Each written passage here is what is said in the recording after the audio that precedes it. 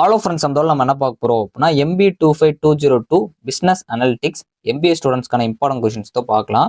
So unit ஒன்ல பார்ட்டியை பொறுத்தவரை ஒன்வர்ட்ஸ் கொஞ்சம் ஒன்வர்ட்ஸ் வந்து அடிஷனலாக படிச்சுக்கோங்க. இதே நல்லா பார்த்து வச்சுக்கோங்க. ஸோ அதுக்கப்புறம் உங்களுக்கு 3 மார்க்ஸில் பிஸ்னஸ் அனலிட்டிக்ஸும் ஸ்ட்ராட்டஜிக் ரோலும் பார்த்து வச்சுக்கோங்க. உங்களுக்கு கொஞ்சம் இது வந்து புது சிலபஸ் மாதிரி இருக்குது. அதனால் வந்து மோஸ்ட்லி நான் வந்து கொஞ்சம் எக்ஸ்பெக்ட் பண்ணுற கொஸ்டின்ஸ் சேர்த்து தான் உங்களுக்கு கொடுத்துருக்கேன். அந்த பிஸ்னஸ் அனலிட்டிக்ஸ் கொஞ்சம் நல்லா பார்த்து வச்சுக்கோங்க. அதுபோக அனலிட்டிக்ஸ்னால் என்ன கேட்கலாம், நல்லா பார்த்துக்கோங்க. பிஸ்னஸ் அனலிட்டிக் ப்ராசஸும் கொஞ்சம் பார்த்து வச்சுக்கோங்க. ஸோ இப்போ வந்து உங்களுக்கு பார்ட் பி, இதில் வந்து பிஸ்னஸ் அனலிட்டிக்ஸ் தான் மோஸ்ட்லி கேட்டிருக்காங்க. அது போக வந்து உங்களுக்கு காம்படிட்டிவ் அட்வான்டேஜ் இதுலேருந்து கேட்டிருக்காங்க.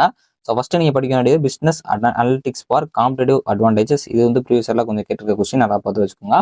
பிஸ்னஸ் அனலிட்டிக்ஸோட இம்பார்ட்டன்ஸும் கேட்கலாம், நல்லா பார்த்து வச்சுக்கோங்க. யூனிட் டூவில் பார்ட்டியை பொறுத்த வரைக்கும் ஒன்வர்ட்ஸ் பொறுத்த வரைக்கும் கொஞ்சம் நல்லா பார்த்து வச்சுக்கோங்க. ஸோ MCQ மாடலில் தான் வரும், கொஞ்சம் நல்லா பார்த்துக்கோங்க. ஈஸியாக தான் மோஸ்ட்லி கேட்பாங்க.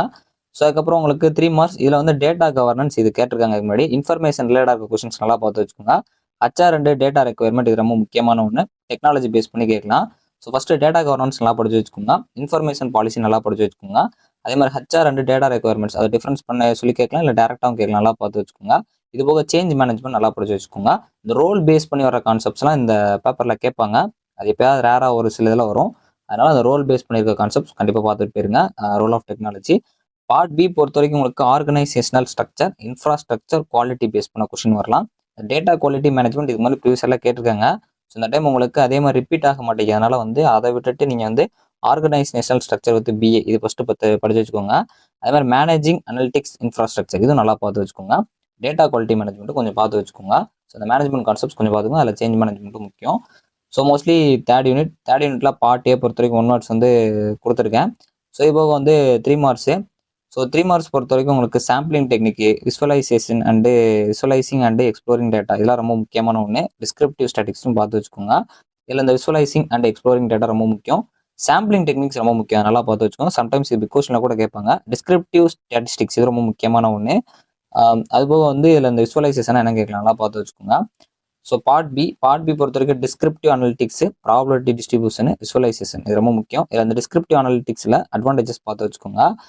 அதுபோக வந்து use of dashboards and visualization tools இது ரொம்ப முக்கியம். இந்த விசுவலைசேஷன் கான்செப்ட் ரொம்ப முக்கியம். அதுபோக probability distribution use in descriptive analytics இதுவும் முக்கியமான ஒன்று. இந்த மூணுமே கொஞ்சம் நல்லா பார்த்துக்கோங்க.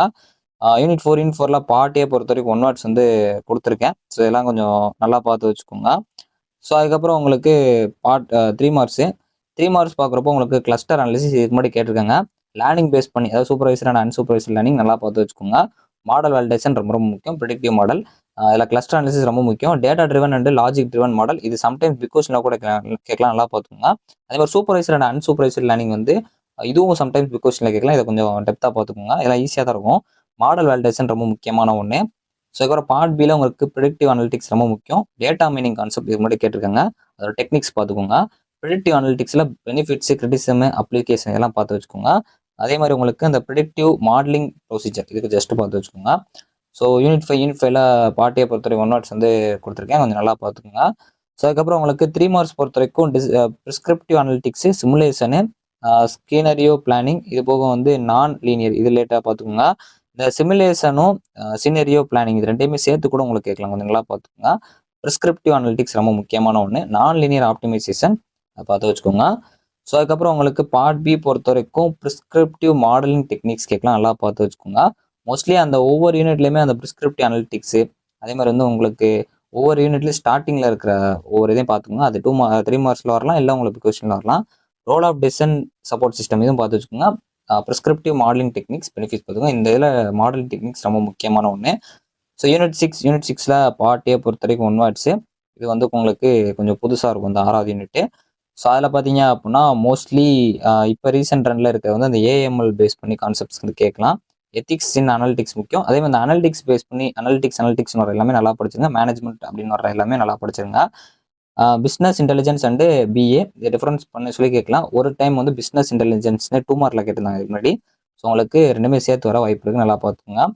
பார்ட் பி பொறுத்த வரைக்கும் real time analytics, industry application base பண்ணி கேட்கலாம், க்ளவுட் பேஸ் பண்ணி கேட்கலாம். First cloud based BA tools பார்த்துக்கோங்க. ரியல் டைம் அனலிட்டிக்ஸ் பார்த்துக்கோங்க. இப்போ இண்டஸ்ட்ரியல் அப்ளிகேஷன் இன் மார்க்கெட்டிங் இது ரெண்டும் பார்த்துக்கோங்க. இது இல்லை அப்படின்னா ஃபினான்ஸும் ஆப்ரேஷன்ஸ் பார்த்து வச்சுக்கோங்க. ஸோ ஓவராலாக பார்த்தீங்க அப்படின்னா கொடுத்துருக்கேன். இது கொஞ்சம் புதுசாக தான் இருக்குது. ஸோ மோஸ்ட்லி நம்ம எக்ஸ்பெக்ட் பண்ணுற கொஸ்டின் பார்க்கலாம். இல்லை அந்த ப்ரிடிக்டிவ் அனலிட்டிக்ஸு, அதே மாதிரி பார்த்தீங்க அப்படின்னா இங்கே டிஸ்கிரிப்டிவ் அனலிட்டிக்ஸு. ஸோ இந்த மாதிரி ஃபஸ்ட்டு இருக்கிற கொஷின்ஸ் அது எல்லாமே கொஞ்சம் நல்லா படிச்சுக்கோங்க. மோஸ்ட்லி அதில் வந்து ஒரு 3 மார்க்கில் உங்களுக்கு கொஷின் வந்துடும். அதில் அந்த மாடல்ஸ் ப்ரொசீஜர்லாம் இருக்கும். அது ஒவ்வொரு யூனிட்ஸ்க்கு ஏற்ற மாதிரி கொஞ்சம் பார்த்து வச்சுக்கோங்க. ஸோ வரல இந்த டைம் கொஞ்சம் புதுசாக கேட்குறாங்க, எல்லாமே கவர் பண்ணிக்கோங்க. நம்ம கொடுத்தா நல்லா படிச்சு வச்சுக்கோங்க. ஸோ இந்த வீடியோ கண்டிப்பாக யூஸ்ஃபுல்லாக நினைக்கிறேன். தேங்க்ஸ் ஃபார் வாட்சிங்.